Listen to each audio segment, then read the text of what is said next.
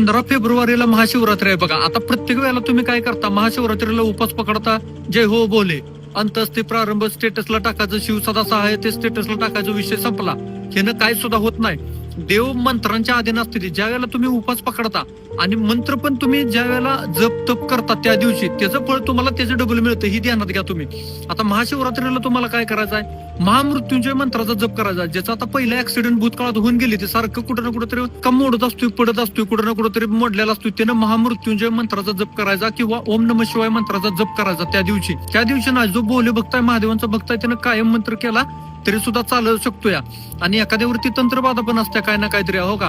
शेवटी भोले बाबा भूतनाथ आहे, ती भूतांचं पण राजा आहे, थोडक्यात देवांचं राजा आहे तसं भूतांचं पण राजा आहे. ती भोले बाबा म्हणजे थोडक्यात डीपी झालं. आपण डीपी डायरेक्ट जर हात घातला तर जळणार. आपल्याला पीटीपासून सुरुवात केली पाहिजे. मग आता महादेवांचं जाऊन शिकवण आहे ती कालभैरवांचं जाऊन शिकवण आहे ती तुमचं आमचं सगळ्यांचं, म्हणजे ज्योतिबा महाराज असतील, पालीचा खंडोबा महाराज असतील, किंवा म्हणजे कुळस्वामीपासून सुरुवात केली पाहिजे. ह्याचा अर्थ असं मला म्हणायचं आहे, कुळस्वामींपासून सुरुवात करा, भोले बाबांपर्यंत सगळी भक्ती करा तुम्ही.